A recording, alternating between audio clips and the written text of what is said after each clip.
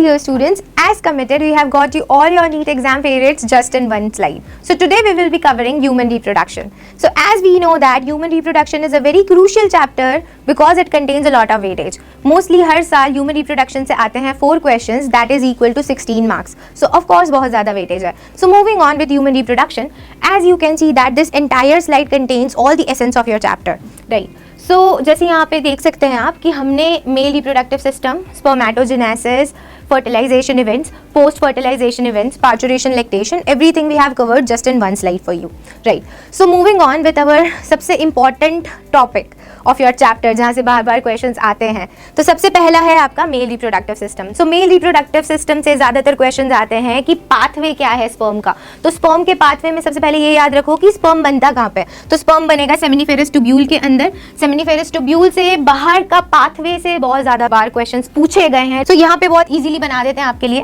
कि seminiferous tubules निकल के आपके स्पर्म्स जाएंगे रेटिटेस्टिस में, रेटिटेस्टिस से जाएंगे बेटा वासा एफरेंशिया से जाएंगे ये हाईली कॉइल्ड ट्यूब्यूल में जिसको एपिडिडाइमिस बोलेंगे, एपिडिडाइमिस से जाएंगे वासा डेफरेंस में, वासा डेफरेंस से जाएंगे बेटा यूरेथ्रा में, यूरेथ्रा से यूरेथ्रल मीटस और यूरेथ्रल मीटस से निकल के बाहर. So this is the entire pathway of sperms जहाँ से क्वेश्चन पूछे जाते हैं. तो सबसे पहला तो ये हमने कवर कर लिया. नेक्स्ट आता है बेटा उसका हार्मोनल ऑर्केस्ट्रा. अब हार्मोनल ऑर्केस्ट्रा मेल्स और फीमेल्स में दोनों में ही इंपॉर्टेंट होता है क्योंकि दोनों में ही वो प्यूबर्टी के बाद बहुत क्रूशियल रोल प्ले करता है, राइट? सो अब यहाँ पे हमें याद रखना है गोनाडोट्रोफिन्स का रोल. अब गोनाडोट्रोफिन से बार बार क्वेश्चंस आते हैं. आप देख लो 2024 में देख लो, 2022 में देख लो, बार बार LH FSH के क्वेश्चंस पूछे गए हैं.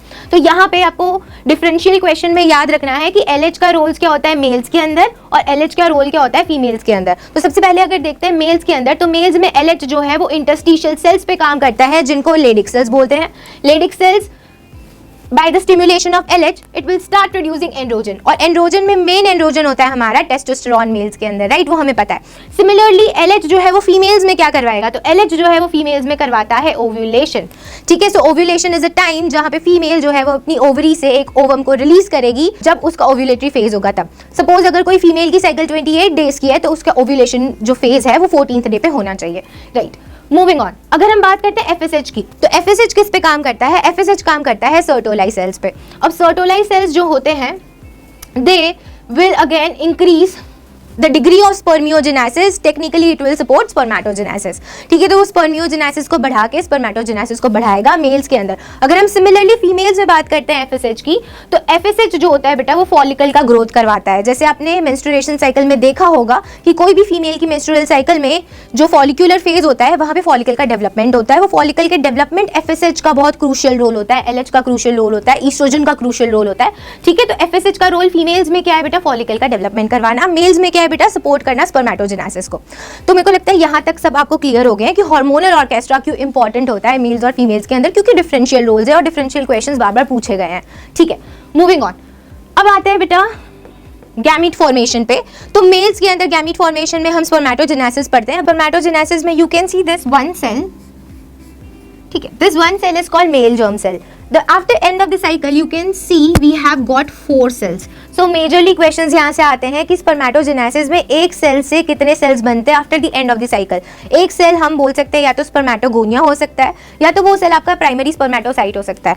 एक ये मेल जर्म सेल को आप स्पर्मेटोगोनिया भी बोल सकते हैं. ये स्पर्मेटोगोनिया आगे जाके बनाएगा बेटा ये प्राइमरी स्पर्मेटोसाइट बन गया, ठीक है?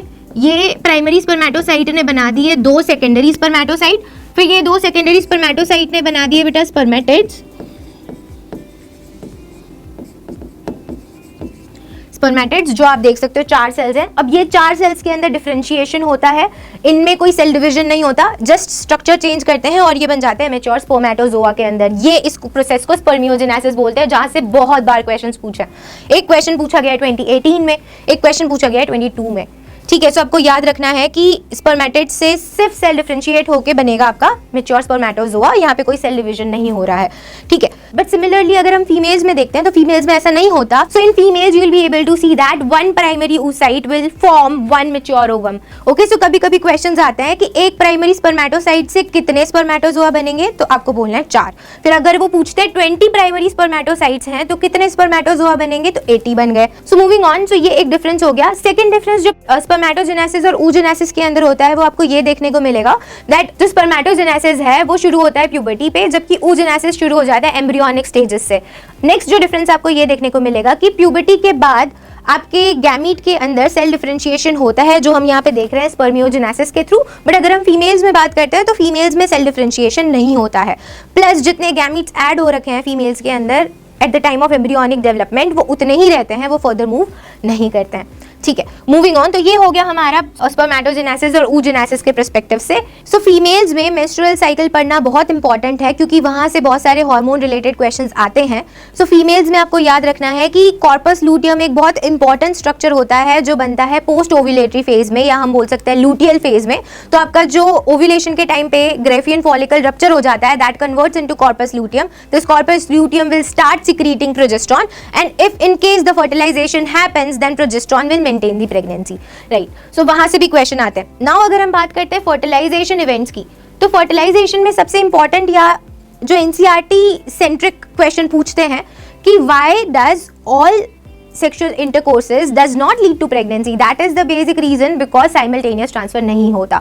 तो importance क्या है यहाँ पे याद रखना कि ovulation जब हो रहा है फीमेल्स के अंदर उसी टाइम पे जरूरी है मेल स्पर्म्स का जाना। आपको ये याद रखना है कि ओव्यूलेशन में आप ये देख रहे हो कि 14th डे अराउंड ओव्यूलेशन हो गया फीमेल साइकिल के अंदर। अगर वो फीमेल की साइकिल जो है वो 28 डे लॉन्ग है, कोई भी फीमेल की साइकिल अगर 28 डेज की है तो उसका ओव्यूलेटरी फेज होगा बेटा 14th डे पे। सो 14th डे पे ओव्यूलेशन हो रहा है एंड उसके बाद होगा फर्टिलाइजेशन। यहाँ पे तुरंत फर्टिलाइजेशन इसलिए लिखा है क्योंकि साइमल्टेनियस ट्रांसफर होता है। एनसीईआरटी में बहुत अच्छे से ये लिखा हुआ है, साइमल्टेनियस ट्रांसफर होना बहुत जरूरी है।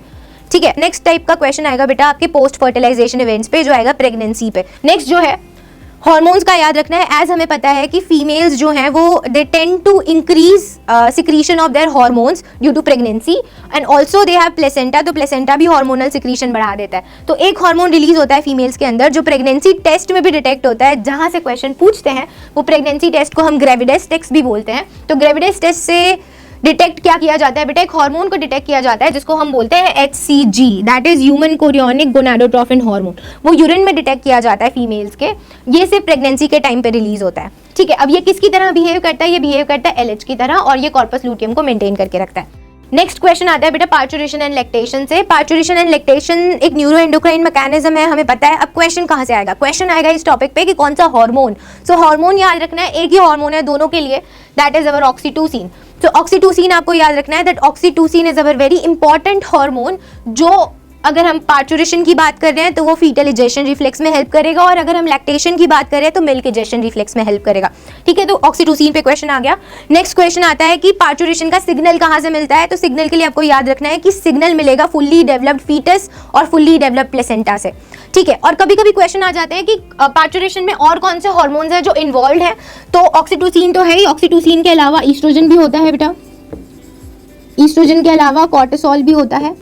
ठीक है, तो ईस्ट्रोजन, कॉर्टिसोल, ऑक्सीटोसिन, ये सारे हार्मोन्स मिलके पार्चुरेशन करवाते हैं। तो कभी कभी हार्मोन से भी क्वेश्चन आपका आ जाता है। ओके, तो आते हैं आप कुछ क्वेश्चंस पे। सो क्वेश्चंस में मैं आपके लिए वो सारे कंफ्यूजिंग क्वेश्चंस लेके आई हूँ जो ज्यादातर बच्चे गलत करते हैं नीट एग्जामिनेशन में ह्यूमन रिप्रोडक्शन से। ठीक है, so starting on with our first question.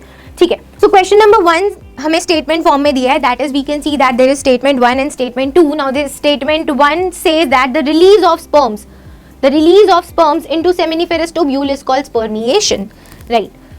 So this is absolutely true. When your sperms are getting released from your seminiferous tubules, it is called spermiation. वो release होके pathway follow करके urethra से बाहर निकल जाएंगे, so that is called spermiation. And then spermiogenesis is a process of formation of sperms for spermatogonia. This is an absolute गलत statement because हमें पता है कि spermiogenesis का मतलब ये होता है कि वो spermatid से spermatozoa का बनाना, ना कि spermatogonia से। spermatogonia से बन रहा है उसको spermatogenesis बोलेंगे। तो statement number 1 सही है, statement number 2 गलत हो गया। ठीक है, सो हमें ऐसा ऑप्शन सिलेक्ट करना है जिसमें statement number 1 जो है हमारा सही होना चाहिए और statement number 2 जो है वो गलत होना चाहिए। तो option number 1 says that statement number 1 is correct but statement number 2 is incorrect. So ये हो गया हमारा करेक्ट आंसर। Moving on. अब मैंने ये क्वेश्चन इसलिए लिखा है कि आपको पता चले कि देखो दोनों सिमिलर क्वेश्चन है, एक 2018 में पूछा है, एक 2022 में पूछा है। ठीक है, सो दोनों similar questions again and again they are asked repetitively. ठीक है, so difference between spermiogenesis and spermiation पूछा गया है। ठीक है, सो हम यहाँ पे देखते हैं स्पर्मियोजेनेसिस, स्पर्मेटिड्स आर फॉर्म्ड गलत हो गया, क्योंकि स्पर्मियोजेनेसिस में स्पर्मेटोजोआ बनता है, तो ये तो ऑब्वियसली गलत हो गया। Moving on, in spermiogenesis spermatozoa are formed while, जो सही है, while in spermiation spermatids are formed, ये भी गलत हो गया, क्योंकि स्पर्मेटिड में तो रिलीज होते हैं sperms. In spermiogenesis spermatozoa are formed, which is true, while in spermiation spermatozoa are released from Sertoli cells into the cavity of seminiferous tubule. This is also absolutely correct. यहाँ पे लिखा है into the cavity, यहाँ पे लिखा है into the seminiferous tubule. So बच्चे यहाँ पे कंफ्यूज हो गए into और from में. So आपको ये याद रखना है, ऐसी कंफ्यूजन नहीं करना है. That is why we have got you this slide, right? Moving on. ठीक है, assertion और reason पे आ जाते हैं. तो assertion ये बोल रहा है बेटा, breast feeding during initial period of infant growth is recommended by doctors for bringing a healthy baby, which is absolutely true कि breast feeding initial days में important है. Reason, colostrum जो होता है, अब कोलोस्ट्रम में बेटा होती है IgA एंटीबॉडीज, सो ये IgA एंटीबॉडीज बच्चे को प्रोटेक्शन देती है, तो क्या वो रीजन लिखा है? तो colostrum contain several antibodies absolutely essential to develop resistance for the newborn baby, which is absolutely true. So both assertion and reason are true, and reason is explaining the assertion. So both assertion and reason are true, and R is the correct explanation of A. So option number 1 is the correct answer. So moving on to more questions. So this question here is asking us about spermatogenesis. So सबसे पहले इसको underline कर लेंगे, ये हमें spermatogenesis पे question पूछा है हार्मोनल ऑर्केस्ट्रा पे, तो ये 2024 का क्वेश्चन है, जैसा मैंने आपको बताया था. अब GnRH एंटीरियर पिट्यूटरी से रिलीज करवाता है गोनाडोट्रोफिन्स का LH, और A क्या हो जाएगा बेटा? FSH.